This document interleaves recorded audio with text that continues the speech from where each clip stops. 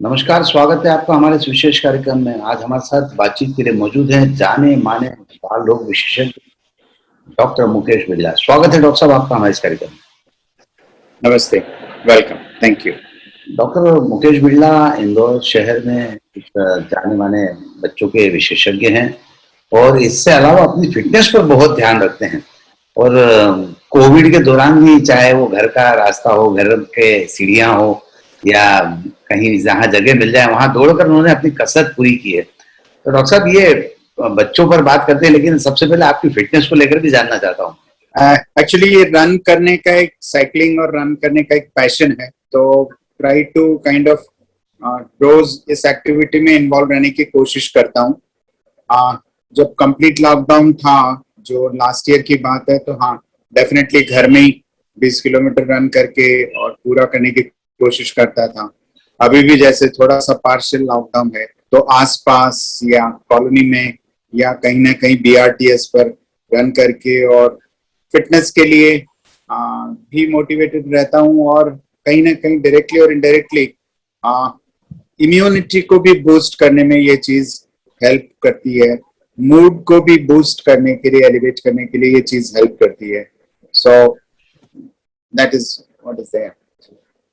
Doctor इस समय corona पिछले 1 डेढ़ साल से हम देख रहे हैं लगातार आप काफ़ी एक्टिव हैं और सोशल मीडिया पर भी लोगों को संदेश साझा करके उनको आगाह कर रहे हैं। सो क्या कोरोना का स्वरूप थोड़ा बदला हुआ है, अभी बच्चों की तरफ जा रहा है? हाँ, ये आपने बड़ा सही क्वेश्चन किया है कि क्या स्वरूप बदल गया। जो पिछले साल अप्रैल महीना था, मई जून महीना था और अभी में क्या फर्क आ रहा है, 2-3 साइंटिफिक वे में भी समझना चाहिए और सोशल एस्पेक्ट्स में भी समझना चाहिए इस चीज को। साइंटिफिक वे में समझें तो यस, जो पिछली बार के जो इंसिडेंसेस थे, एज फार एज लाइक मेरी स्पेशलिटी में पीडियाट्रिशियन में बच्चों को देखता हूँ, तो बच्चे इतने अफेक्ट नहीं हो रहे थे। Possibly the strain of corona would have been different, जिसके कारण से बच्चे इतने अफेक्ट नहीं हो रहे थे। सिम्टोमेटिकली एसिम्टोमेटिकली भी काफी कम बच्चे अफेक्ट हो रहे थे, ये पिछले साल की बात करें तो। लेकिन उस समय शायद जो इमीडिएट लॉकडाउन इफेक्ट था, जो गवर्नमेंट ने भी अपना इम्पैक्ट किया था और एडमिनिस्ट्रेशन कर रहा था, उस लॉकडाउन इफेक्ट के कारण से बच्चे लोग भी सोशलाइज नहीं हो रहे थे। बच्चे अपनी कई दूसरी एक्टिविटीज से अपने आप को, पेरेंट्स ने रोक के रखा था बच्चों को, तो उनका बहुत ज्यादा सोशल इन्वॉल्वमेंट नहीं था। उसके कारण से कहीं ना कहीं बच्चे कम अफेक्ट थे। लेकिन इस बार का अगर मैं सीन देखूं तो it looks like as if बच्चों की पॉपुलेशन और बड़ों की पॉपुलेशन लगभग इक्वली अफेक्ट हो रहे हैं। जबकि आपने देखा कि rise of numbers like anything, इतना ज्यादा इंसिडेंस बढ़ते जा रहा, बट बिग चंक ऑफ बच्चे लोग as early as 1 month old baby to as old as 17-18-year-old babies, लगभग सब बच्चे कोविड पॉजिटिव हो रहे हैं।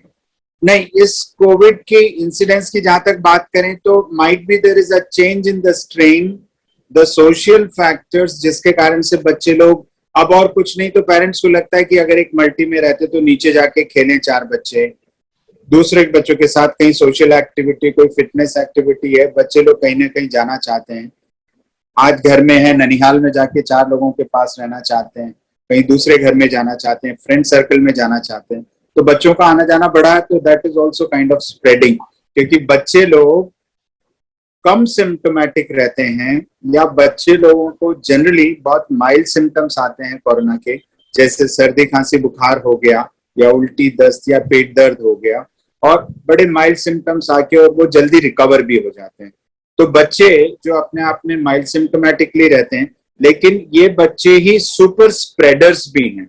सुपर स्प्रेडर्स बोले तो एक बच्चा घर में हैंडल, एक 2 साल का बच्चा है, उसको घर में हैंडल करने के लिए 3-4 लोग तो आसपास रहते ही रहते हैं, कि वो नाना नानी है या दादा दादी है या बुआ है या पापा मम्मी है, दूसरे लोग हैं, मेड सर्वेंट है, बहुत सारे दूसरे लोग हैं, तो वो सब 2 साल के बच्चे को हैंडल करने में लग जाते हैं। और ये बच्चे स्वयं तो अपने सिम्टम्स काफी कम रखते हैं, लेकिन ये स्प्रेड जल्दी करते हैं, तो they are kind of a super spreader. तो वो जल्दी, जिस घर में पहले बच्चा कोई पॉजिटिव हुआ है, तो तुरंत, चूंकि ये इन्फेक्शियस वायरस भी है, तो तुरंत घर के सारे लोग इसकी चपेट में आके और धीरे धीरे धीरे सभी लोग अफेक्ट होते हैं और कोविड पॉजिटिव हो जाते हैं। तो बच्चे तो सिम्टोमेटिकली कम है तो रिकवर भी जल्दी हो रहे हैं, और अपने एडवांस सिम्टम्स लाइक कि आपको हॉस्पिटल में जाना पड़ रहा है काफी बच्चों को लेके, या सैचुरेशन कम हो रहा है, या ऑक्सीजन की जरूरत पड़ रही है, वेंटिलेशन की जरूरत पड़ रही है, ये सब फैक्टर्स अभी बच्चों पर बहुत ज्यादा देखने में नहीं आ रहा है। लेकिन बड़े जैसे अफेक्ट होते हैं तो यू नो दैट कितना जल्दी वो बच्चों में किस स्वरूप में ये कोरोना अपना रूप दिखा देते हैं। क्या लगता है सर, आपने बात तो अच्छी कही, थोड़ी सुकून भरी और राहत भरी है कि बच्चे इतने प्रभावित नहीं हो रहे हैं, उनमें मॉर्टेलिटी रेट से लेकर सीवियरिटी रेट बहुत कम है। लेकिन चौंकाने वाली बात यह है कि सुपर स्प्रेडर साबित हो रहे हैं। तो क्या प्रिकॉशन रखना चाहिए और किस तरह से इनके सिम्टम्स को देखा जाना चाहिए? यस, आई मीन सबसे पहले तो कि बच्चों को सिम्टम्स कम है इसलिए हम उसके सिम्टम्स पे ध्यान ना करें, ऐसा ना हो। अगर सर्दी, खांसी, बुखार, उल्टी, दस्त या कोई भी सिम्टम्स आते हैं, चिकित्सकीय सलाह लेके अगर वो कोविड टेस्ट के लिए एडवाइस होती है तो जरूर से कराया जाए, सो दैट उसको आइसोलेट करना और क्वारंटाइन करना अर्ली फेज में ही, अर्ली सिम्टम्स के साथ ही अगर हो जाए तो कम से कम वो अपना स्प्रेड करना थोड़ा रोका जा सकता है। So we need to be like, parents को जो खास चाहिए एक अलर्ट करने का एक इंडिकेशन है कि किसी भी बच्चे को अभी जो सीजन में सर्दी, खांसी, बुखार, बॉडी एक हो रहा है, पेट दर्द हो रहा है, वॉमिटिंग, लूज मोशंस हो रहे हैं, क्योंकि इन्हीं सिम्टम्स के साथ कोविड साथ में दिख रहा है बच्चों के, तो ये सिम्टम्स हैं, तुरंत डॉक्टर की सलाह लीजिए। अगर सलाह दी गई है कि यस कोविड का टेस्ट होना चाहिए, कोविड टेस्ट करा के उसको उस समय के लिए अगर हम अपने आइसोलेशन में कर सकते हैं तो करें, सो दैट कम से कम स्प्रेड होने से रुक जाए। ये एक चीज होना। अभी आपको एक एग्जांपल दूं तो 1 महीने के एक बच्चे को हम कोविड पॉजिटिव देखा, माँ नेगेटिव है, पापा नेगेटिव है। आप देखिए 1 महीने का बच्चा कहाँ गया होगा कि उसको कोविड पॉजिटिव हो, लेकिन जो उसकी मसाज करने के लिए जो आया बाई है वो शायद 2-3 घरों में जाके और फिर उनके आई होगी, she was the one two give Covid. तो ये अब थोड़ा सा पेरेंट्स को समझना पड़ेगा कि जो मल्टीपल लोग हैंडल करते हैं बच्चों को, अभी time being, I would say for at least few weeks time you should stop doing this. और जितने लोग कम से कम हैंडल कर सकें बच्चे को अगर करेंगे तो उससे हम स्प्रेड करना रोक सकते हैं, वो सुपर स्प्रेडर ना बने बच्चे। बहुत बढ़िया जानकारी डॉक्टर आप दे रहे हैं। डॉक्टर क्या लगता है, अगर बच्चा सुपर स्प्रेडर है, और आपने बहुत अच्छी बात कही है कि परिवार में इतने सारे लोग होते हैं जिनके संपर्क में वो आता है, बच्चा तो जल्दी ठीक हो जाता है, लेकिन इससे नंबर ऑफ पेशेंट्स और कोविड के फैलने की का खतरा ज्यादा होता है। तो आपने साथ में ये भी कहा कि बच्चे को आइसोलेट करने की कोशिश कीजिए, परिवार के एक मेंबर के साथ रखने की कोशिश कीजिए, और इसके अलावा भी और कोई सिम्टम्स है और क्या प्रिकॉशन ली जानी चाहिए? आइसोलेट करना मैं नहीं कहता कि जैसे आप कहें कि 2 साल के बच्चे को बिना माँ के रखा जाए, तो बड़ा मुश्किल सा काम है। डेफिनेटली माँ उसके कांटेक्ट में आएगी, बट स्टिल ये भी एक जो मदर्स हैं वो एक यंग एज के मदर्स होती हैं जिनके ऊपर भी एडवांस कोरोना सिम्टम्स जनरली देखने को नहीं मिलेंगे, क्योंकि वो कोमॉर्बिड स्टेट्स में नहीं होती, वो एडवांस एज में जो एज होती कि भाई थोड़े से एल्डरली है, तो वो young mothers they are not into that age category. तो डेफिनेटली बच्चे के साथ माँ को होना तो रहता ही है, और देखा गया वाइस वर्सा, अगर बच्चा पॉजिटिव है तो वो माँ को देता ही देता है, या माँ पॉजिटिव हो गई तो बच्चा also turns out to be positive. एक मैं जरूर काफी सारे देखता हूं कि पेरेंट्स लोग अति चिंतित हो जाते हैं बच्चे के कोरोना को लेके। टू माई सरप्राइज कई बार तो पेरेंट्स लोग, जैसे बड़ों का प्रोटोकॉल है उसी हिसाब से एक सीटी चेस्ट करा के, दूसरे एडवांस टेस्ट करा के भी साथ में लेके आते हैं। उतना घबराने की और परेशान होने की जरूरत नहीं रहती। तो ये एक समझने की बात है कि अपनी जो इमीडिएट रिएक्शन जो बहुत ज्यादा या टेस्ट और उस पर नहीं करें, क्योंकि बच्चे जनरली बहुत एडवांस कोरोना सिम्टम्स नहीं देते हैं, बट यस उसका क्वारंटाइन, उसका आइसोलेशन, ये तो चीज ध्यान में रखनी चाहिए। एज फार एज बच्चे का न्यूट्रिशन कंसर्न की बात है, काफी ओरल हाइड्रेशन अच्छा रहे, लिक्विड इंटेक उनका ज्यादा रहे, फ्रेश फूड अपना जो रूटीन खाता था वो ही खाता रहे। एज सच उसकी कोई रूटीन एक्टिविटी, नहलाना, खाना पीना, सोना में कोई परिवर्तन करें ऐसी बात नहीं है। बच्चा अच्छी नींद ले, रूटीन फूड जो लेता था पहले वही लेने का कोशिश करे। लेकिन यस उसको इस बात पर पेरेंट्स को ध्यान रखना चाहिए कि they don't really get more socialised कि बर्थडे पार्टी में भी जाना है या बुआ के यहाँ भी जाना है या फ्रेंड्स के यहाँ भी जाना है, या ये तो बहुत क्लोज सर्कल है, इसमें तो हम 4 लोग मिलते ही हैं। ये पेरेंट्स को समझना चाहिए कि यस, उनको इस चीज को कट करना चाहिए, खास करके तब जब कोई कोविड पॉजिटिव बच्चा हो गया है, और उसको इवन प्रिवेंट भी करें। मैं तो ये कहूंगा कि भाई बचाव करके रखिए, और सोशलाइज करना अभी time being for few weeks, जब बहुत ही कोरोना अपनी पीक पर है, तो थोड़ा अवॉइड करके रखा जाए, तो बच्चे भी अफेक्ट नहीं होंगे। और अगर हो चुके हैं एक बार अफेक्ट, तो डेफिनेटली क्वारंटाइन और आइसोलेट करना घर में बहुत जरूरी हो जाता है, समझदारी के साथ कि यस, हमें बच्चे को बहुत लोगों से नहीं मिलने देना। आपने कहा 1 महीने की बच्ची भी कोरोना पॉजिटिव हो चुकी थी, और उसका बहुत अच्छा आपने कारण बताया कि जो मसाज करने वाली लेडी वहां आती थी, उसकी वजह से कोरोना पॉजिटिव हुई। आपने ये साथ में ये भी कहा कि बच्चों में कोरोना के एडवांस सिम्टम्स नहीं होते हैं, और साथ ही बहुत ज्यादा उसमें कोई दिक्कत वाली बात नहीं होती, लेकिन सुपर स्प्रेडर होते हैं। तो इन बच्चों की उम्र का पैमाना क्या 8 साल 10 साल के बच्चे या 12 साल तक के बच्चे सुपर स्प्रेडर हो सकते हैं? Good question. आप देखिएगा, कोई बच्चा जो 6 महीने का कोविड पॉजिटिव जाएगा, उसको मम्मी ही ले जाएगी जहां पे भी जाना होगा, राइट। लेकिन जब बच्चा 3 4 5 साल का हो जाता है, वो बड़ा मुश्किल एज है, जहां पे पेरेंट्स को कंट्रोल करना है कि वो मम्मी पापा के ही कहे पे रह जाएगा। तो वो जो 2 साल से 7 8 साल के बच्चे रहते हैं, there are become super spreader, because वो अपनी मर्जी से स्वयं ही कहीं भी जाना चाहते हैं या विचलित रहते हैं। उनको रोक के रखिएगा, वो जाना चाहते हैं, बार बार सोशलाइज करना चाहते हैं। तो वो बड़ी ट्रिकी एज है जहां पर रोक लगाना चाहिए। एक और बात, बच्चे लोग हैं तो खुद स्वयं से मास्क लगाना भी अपना बड़ा मुश्किल काम कर पाते हैं, लेकिन हम ही एज ए पेरेंट्स उनको बार बार कहें, उनको बार बार बताएं और मास्क लगाने की हिदायत दें। मास्क हटाया तो वापस लगाने की, बार बार लगाने की अगर हिदायत दें, तो बच्चे लोग भी उस चीज को धीरे धीरे फॉलो करते हैं। तो स्प्रेड करने का एक जो खास है कि बच्चे लोगों को अगर मास्क बराबर, जो 2 साल से नीचे बच्चे तो बड़ा मुश्किल है, उनके लिए रेकमेंडेशन भी कि आप मास्क लगाइए, लेकिन हाँ, बच्चे जो 2 साल से उम्र के बड़े हैं तो अपना मास्क लगा सकते हैं, तो अपना स्प्रेड को रोक सकते हैं। ये बात। बच्चों की डाइट को लेकर भी एक बड़ा सवाल है कि एक बच्चा बीमार होता है, सर्दी खांसी हो जाती है, उसकी डाइट कम हो जाती है, तो ऐसी स्थिति में क्या किया जाना चाहिए ताकि अगर उसका न्यूट्रिशन वैल्यू उसको प्रॉपर मिलती रहे तो शायद उसका इंटेंसिटी ठीक रहेगी? यस, सो जनरली ऐसा होता है कि कोई भी इलनेस हो, ये कोविड इलनेस हो, फ्लू इलनेस हो, एनी इलनेस, 2 फैक्टर आ जाते हैं। एक तो इलनेस के कारण से, बीमारी के कारण से जो टॉक्सिन्स रिलीज हो रहे हैं, तो बच्चे का वेलबींग कमजोर हो रहा है, तो बच्चा अपना खाना पीना कम कर लेगा।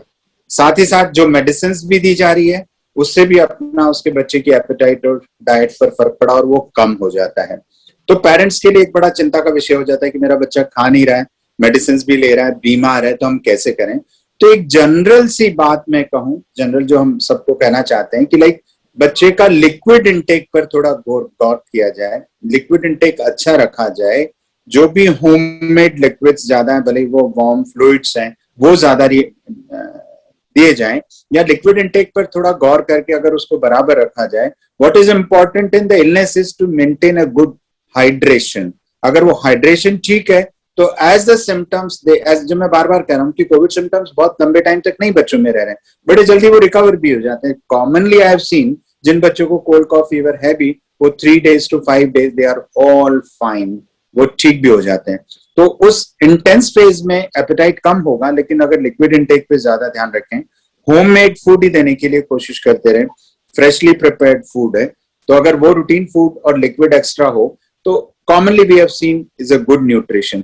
अभी क्या हो रहा है कि बच्चे को भी एक स्टैंडर्ड लाइन ऑफ एक्शन जो बड़ों के साथ किया जा रहा है कि उनको खूब सारा विटामिन सी, खूब सारा मल्टीविटामिन, दूसरी और मेडिसिन, 2 एंटीबायोटिक्स, आइवरमेक्टिन, और ये सारी चीजें देने की कोशिश, जिसकी बच्चों को जनरली जरूरत उन दवाइयों की नहीं पड़ती, पहली बात। और दूसरा, वो जो 2 साल का बच्चा भी हुआ नहीं कि उसको काढ़ा पीना है, हल्दी लेना है, गर्म पानी पीना है, वो बच्चे बेचारे स्वयं परेशान हो जाते हैं। वो बेसिकली अपना जो रूटीन खाना और पीना था उसको भी छोड़ने लगते हैं, और पेरेंट्स लोग उस डर के मारे काफी ज्यादा काढ़ा और हल्दी और ये सारी चीजें देने पर ज्यादा फोर्स करते हैं बच्चे को। बच्चे का पेट भी गड़बड़, बच्चे को एसिडिटी, बच्चा और खाना पीना कम करेगा। तो उन चीजों पर बहुत ज्यादा गौर पेरेंट्स को नहीं करने की जरूरत है। ये मेरी एक सिंसियर एडवाइस है to all the parents. Sir, आपका लंबा अनुभव और मैंने कई आपके ऐसे एग्जाम्पल देखे हैं जो बच्चों को आपने बहुत अच्छे से ट्रीट करके ठीक किया है। कई सारे ऐसे जटिल काम भी मैंने देखे हैं। इस लंबे अनुभव में इस सीजन में चेंज ऑफ वेदर होता है, तो ऐसी स्थिति में बच्चों में जनरली सर्दी बुखार ये सब सिम्टम्स होते हैं। तो अभी वो सीजन चल पड़ा है, वैसे वैसे पेशेंट्स आ रहे हैं आपके पास? यस, मैं अभी कहूँ तो ये एकदम पीक फ्लू सीजन नहीं है कि इस चेंज ऑफ वेदर में और हम ये बात करें कि फ्लू के बहुत सारे पेशेंट्स हैं। नो, ये अभी नहीं। ये जो चेंज ऑफ वेदर था ये थोड़े टाइम पहले की बात थी। अभी तो पीक समर मंथ्स आ गए हैं जिसको हम चेंज ऑफ वेदर पे लेबल नहीं करें और हम ये देखें कि जो हर सर्दी खांसी और फ्लू के सिम्टम्स लेके आते थे बच्चे, ये अभी नहीं है। हम इस सर्दी खांसी और फ्लू के सिम्टम्स में ऐसा ना हो कि कोविड पेशेंट्स को इग्नोर करें। अभी की बात कर रहा हूं मैं, जो अभी लास्ट वीक से कहिए या अगले और फ्यू वीक्स के लिए कहिए। अभी तो पीक समर मंथ्स हैं जिसमें हम बहुत फ्लू वायरस देखें, ऐसा नहीं है।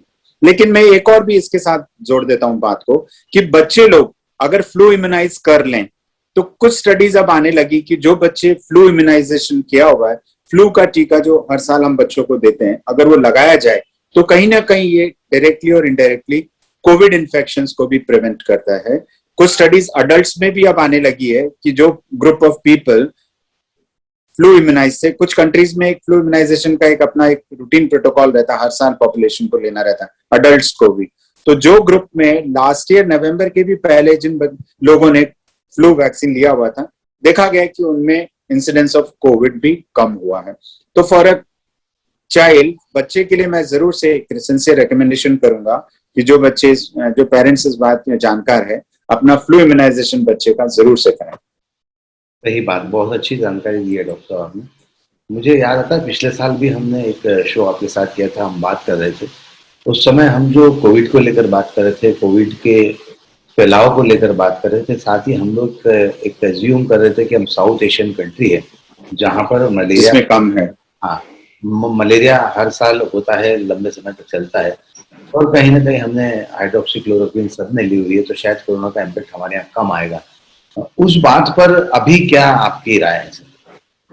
वेल, आई मीन, जहां तक हाइड्रोक्सीक्लोरोक्विन लेने की बात थी तो the science eventually, see that was an evolving phase wherein science को पता है कि ये वायरस का क्या रूप रहेगा, स्वरूप रहेगा, उससे बीमार होने का क्या स्वरूप रहेगा ये भी नहीं पता था, और इसे कैसे कैसे क्या क्या फैक्टर्स और आगे आएंगे, उस समय सिर्फ चीजें इवॉल्व हो रही थी।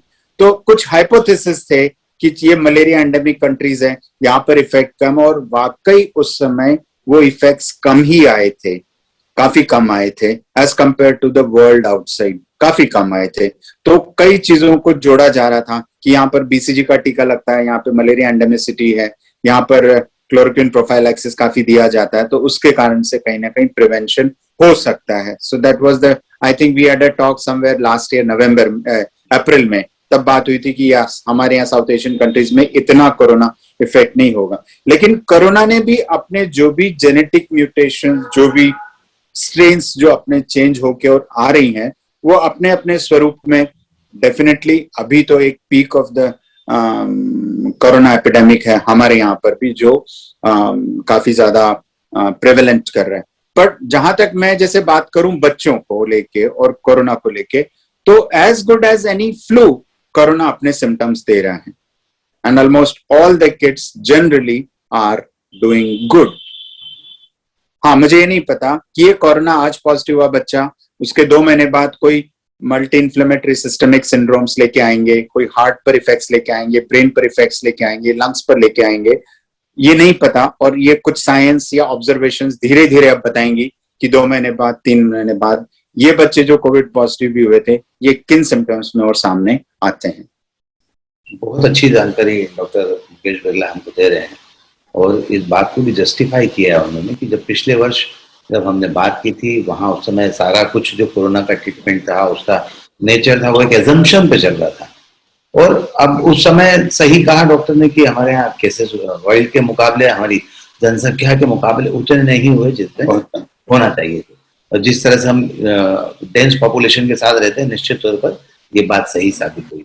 और यहाँ ये बात भी सही है कि अब कोरोना ने अपना स्ट्रेन का स्वरूप बदला है, उससे नई नई चीजें निकल कर आ रही है। लेकिन इन सब के बीच राहत भरी खबर जो है, बच्चों पर इसका प्रभाव हो तो रहा है लेकिन इतना अधिक नहीं होता है। ये एक राहत भरी खबर है, लेकिन साथ में एक चेतावनी भी है कि जो बच्चे अफेक्टेड हैं, क्या लॉन्ग टर्म में उन पर क्या इफेक्ट आ सकते हैं, इसके बारे में भी कहा नहीं जा सकता। बहरहाल डॉक्टर साहब, आपने बहुत सारी उम्दा और अच्छी जानकारियां दी हैं, जिससे निश्चित तौर पर पेरेंट्स को जिसके मन में अपने बच्चे के स्वास्थ्य को लेकर चिंता चल रही है, दूर होगी। आपका हमसे बातचीत करने के लिए बहुत बहुत शुक्रिया। Thank you. आज के इस कार्यक्रम में बस इतना ही। सुनील जोशी को दीजिए इजाजत। नमस्कार।